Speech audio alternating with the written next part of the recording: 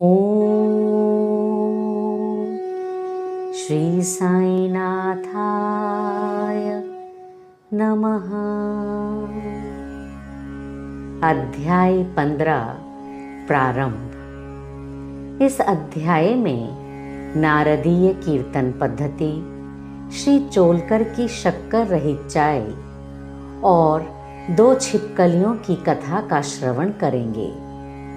पाठकों को स्मरण होगा कि 6ठे अध्याय के अनुसार शिरडी में रामनवमी उत्सव मनाया जाता था। ये कैसे प्रारंभ हुआ और पहले वर्ष ही इस अवसर पर कीर्तन करने के लिए एक अच्छे हरिदास के मिलने में क्या क्या कठिनाइयाँ हुईं, इसका भी वर्णन वहाँ किया गया है। इस अध्याय में दासगणों की कीर्तन पद्धति का वर्णन होगा। अब नारदीय कीर्तन पद्धति के बारे में जानें। बहुधा हरिदास कीर्तन करते समय एक लंबा अंगरखा और पूरी पोशाक पहनते हैं। वे सिर पर फेंटा या साफा बांधते हैं और एक लंबा कोट तथा भीतर कमीज, कंधे पर गमछा और सदैव की भांति एक लंबी धोती पहनते हैं। एक बार गांव में कीर्तन करने के लिए जाते हुए दासगणों भी उपर्युक्त रीति से सज धज कर बाबा को प्रणाम करने पहुंचे। बाबा उन्हें देखते ही कहने लगे, अच्छा दूल्हा राजा, इस प्रकार बंठन कर कहाँ जा रहे हो? उत्तर मिला कि कीर्तन के लिए। बाबा ने पूछा कि कोट, गमछा और फेंटे, इन सब की आवश्यकता ही क्या है? इनको अभी मेरे सामने ही उतारो। इस शरीर पर इन्हें धारण करने की कोई आवश्यकता नहीं है। दासगणों ने इन वस्त्रों को कभी नहीं पहना। वे सदैव कमर से ऊपर अंग खुले रखकर, हाथ में करताल और गले में हार पहनकर ही कीर्तन किया करते थे। ये पद्धति यद्यपि हरिदासों द्वारा अपनाई गई पद्धति के अनुरूप नहीं है, परंतु फिर भी शुद्ध तथा पवित्र है। कीर्तन पद्धति के जन्मदाता नारद मुनि कटी से ऊपर सिर तक कोई वस्त्र धारण नहीं करते थे। वे एक हाथ में वीणा लेकर हरि कीर्तन करते हुए त्रिलोक में घूमते थे। अब श्री चोलकर की शक्कर रहित चाय की कथा सुने। बाबा की कीर्ति पूना और अहमदनगर जिलों में फैल चुकी थी, परंतु श्री नाना साहेब चांदोरकर के व्यक्तिगत वार्तालाप तथा दासगणों के मधुर कीर्तन द्वारा बाबा की कीर्ति कोंकण में भी फैल गई। इसका श्रेय केवल श्री दासगणों को ही है। भगवान उन्हें सदैव सुखी रखें। उन्होंने अपने सुंदर प्राकृतिक कीर्तन से बाबा को घर घर पहुंचा दिया। श्रोताओं की रुचि प्रायः भिन्न भिन्न प्रकार की होती है। किसी को हरिदासों की विद्वता, किसी को भाव, किसी को गायन, तो किसी को चुटकुले तथा किसी को वेदांत विवेचन और किसी को उनकी मुख्य कथा रुचिकर प्रतीत होती है। परंतु ऐसे बिरले ही हैं जिनके हृदय में संत कथा या कीर्तन सुनकर श्रद्धा और प्रेम उमड़ता हो। श्री दासगणों का कीर्तन श्रोताओं के हृदय पर स्थायी प्रभाव डालता था। एक ऐसी घटना नीचे दी जाती है। एक समय ठाणे के श्री कौपिनेश्वर मंदिर में श्री दासगणों कीर्तन में श्री साईं बाबा का गुणगान कर रहे थे। श्रोताओं में एक चोलकर नामक व्यक्ति, जो ठाणे के दीवानी न्यायालय में एक अस्थाई कर्मचारी था, भी वहां उपस्थित था। दासगणों का कीर्तन सुनकर वो बहुत प्रभावित हुआ और मन ही मन बाबा को नमन कर प्रार्थना करने लगा कि हे बाबा, मैं एक निर्धन व्यक्ति हूँ और अपने कुटुंब का भरण पोषण भी भली भांति करने में असमर्थ हूँ। यदि मैं आपकी कृपा से विभागीय परीक्षा में उत्तीर्ण हो गया तो आपके श्री चरणों में उपस्थित होकर आपके निमित्त मिश्री का प्रसाद बांटूंगा। भाग्य ने पलटा खाया और चोलकर परीक्षा में उत्तीर्ण हो गया। उसकी नौकरी भी स्थायी हो गई। अब केवल संकल्प ही शेष रहा। शुभस्य शीघ्रम।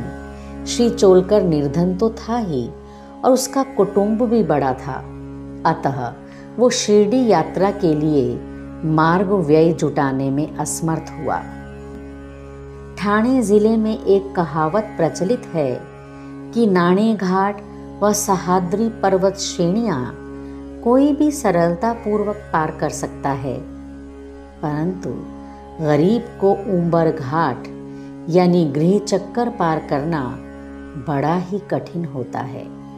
श्री चोलकर अपना संकल्प शीघ्रातिशीघ्र पूरा करने के लिए उत्सुक था। उसने मितव्ययी बनकर अपना खर्च घटाकर पैसा बचाने का निश्चय किया। इस कारण उसने बिना शक्कर की चाय पीना प्रारंभ किया और इस तरह कुछ द्रव्य एकत्रित कर वो शिरडी पहुंचा। उसने बाबा का दर्शन कर उनके चरणों पर गिरकर नारियल भेंट किया तथा अपने संकल्पानुसार श्रद्धा से मिश्री वितरित की और बाबा से बोला कि आपके दर्शन से मेरे हृदय को अत्यंत प्रसन्नता हुई है।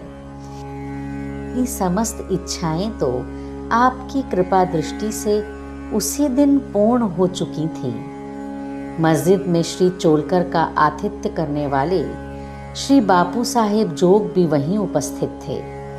जब वे दोनों वहां से जाने लगे तो बाबा जोग से इस प्रकार कहने लगे कि अपने अतिथि को चाय के प्याले में अच्छी तरह शक्कर मिलाकर देना। इस अर्थपूर्ण शब्दों को सुनकर श्री चोलकर का हृदय भर आया और उसे बड़ा आश्चर्य हुआ। उनके नेत्रों से अश्रुधाराएं प्रवाहित होने लगी और वे प्रेम से विवल होकर श्री चरणों पर गिर पड़े। श्री जोग को अधिक शक्कर सहित चाय के प्याले अतिथि को दो, ये विचित्र आज्ञा सुनकर बड़ा कौतूहल हो रहा था कि यथार्थ में इसका अर्थ क्या है। बाबा ने उन्हें संकेत किया था कि वे शक्कर छोड़ने के गुप्त निश्चय से भली भांति परिचित हैं। बाबा के ये कथन था कि यदि तुम श्रद्धा पूर्वक मेरे सामने हाथ फैलाओगे तो मैं सदैव तुम्हारे साथ रहूंगा। यद्यपि मैं शरीर से यहाँ हूँ, परंतु मुझे 7 समुद्रों के पार भी घटित होने वाली घटनाओं का ज्ञान है। मैं तुम्हारे हृदय में विराजित तुम्हारे अंतरस्थ ही हूँ, जिसका तुम्हारे तथा समस्त प्राणियों के हृदय में वास है, उसकी ही पूजा करो। धन्य और सौभाग्यशाली वही हैं जो मेरे सर्वव्यापी स्वरूप से परिचित हैं। बाबा ने श्री चोलकर को कितनी सुंदर तथा महत्वपूर्ण शिक्षा प्रदान की। अब हम देखेंगे कि बाबा ने 2 छिपकलियों का मिलन कैसे कराया। अब हम 2 छोटी छिपकलियों की कथा के साथ ही ये अध्याय समाप्त करेंगे। एक बार बाबा मस्जिद में बैठे थे कि उसी समय एक छिपकली चिक चिक करने लगी। कौतूहलवश एक भक्त ने बाबा से पूछा कि छिपकली के चिकचिकाने का क्या कोई विशेष अर्थ है, ये शुभ है या अशुभ। बाबा ने कहा कि छिपकली की बहन आज औरंगाबाद से यहाँ आने वाली है, इसलिए ये प्रसन्नता से फूली नहीं समा रही है।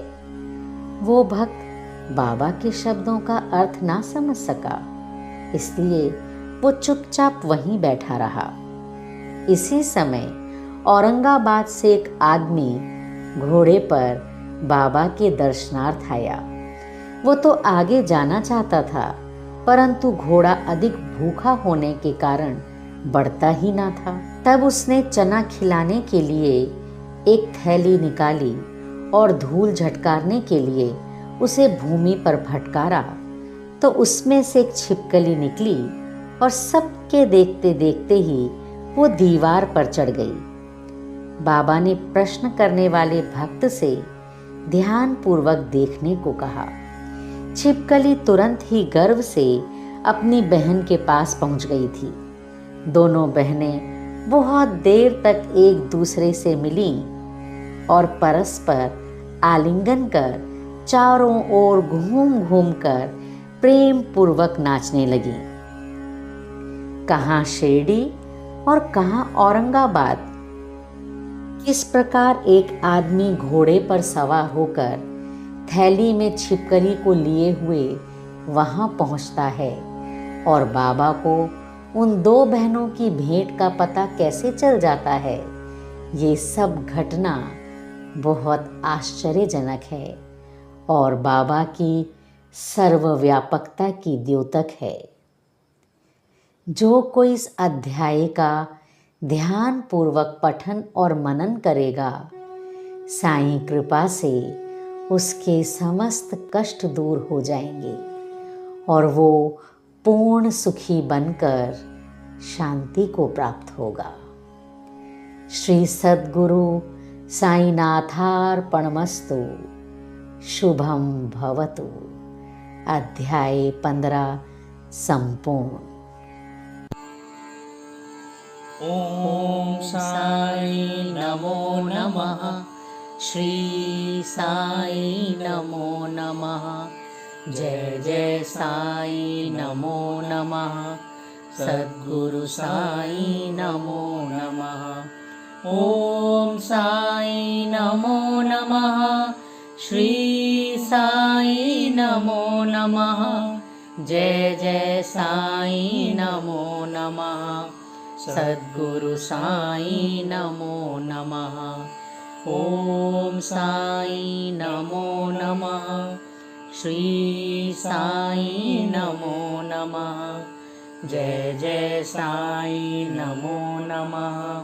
सद्गुरु साई नमो नमः।